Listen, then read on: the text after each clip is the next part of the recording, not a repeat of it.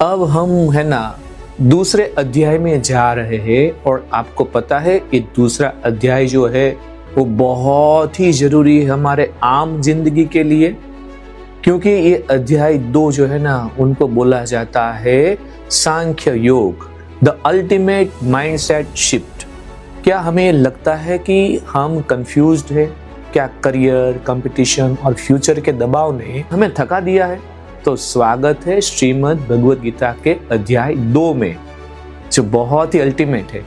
इसे सिर्फ एक धार्मिक ग्रंथ मत मानिए, यह सक्सेस का वह ब्लूप्रिंट है जो तब दिया गया था जब दुनिया का सबसे बड़ा लीडर मेंटल ब्रेकडाउन का शिकार हुआ था। और इसे सांख्य योग क्यों कहते हैं? The logic. सांख्य का अर्थ है संख्या, विश्लेषण या ज्ञान, यानी कि लॉजिक एनालिसिस। जब हम तनाव में होते हैं तो हमारा दिमाग इमोशनल हो जाता है। कृष्ण यहाँ अर्जुन को इमोशन से निकालकर लॉजिक यानी कि सांख्य की तरफ ले जाते हैं। यह अध्याय हमें सिखाता है कि भावनाओं के तूफान में डाटा ड्रिवन डिसीजन जो है वो कैसे लिया जाता है। इस अध्याय की 3 बड़ी बातें हैं जो सब युवाओं के लिए या फिर सबके लिए जाननी बहुत जरूरी है। 1, द क्राइसिस ऑफ आइडेंटिटी। हम कौन हैं?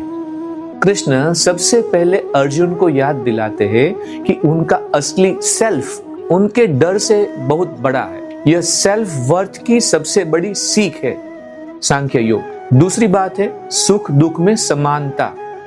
आज की भाषा में इसे इमोशनल इंटेलिजेंस कहते हैं, नहीं कि आर्टिफिशियल इंटेलिजेंस। कृष्ण सिखाते हैं कि मार्केट की मंदी हो या फिर जीवन की मंदी, आपका आंतरिक संतुलन यानी कि इनर पीस नहीं बिगड़ना चाहिए। और तीसरी सीख है द रिजल्ट ट्रैप, परिणाम की चिंता। यहीं पर गीता का सबसे प्रसिद्ध मंत्र आता है जो हम सब लोग जानते हैं, कर्म करो फल की चिंता मत करो। यही हम सब युवाओं के लिए प्रोसेस ओरिएंटेड बनना सिखाता है, न कि आउटकम ऑब्सेस्ड।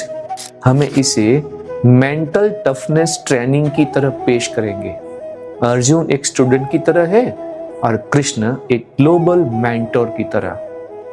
तो आपको लगता है कि हमें आगे चलना चाहिए? क्यों? जब समस्याएं बड़ी हो तब समाधान इमोशंस में नहीं बल्कि विजडम में मिलता है। आइए कृष्ण के साथ अपने माइंडसेट को रीप्रोग्राम करते हैं।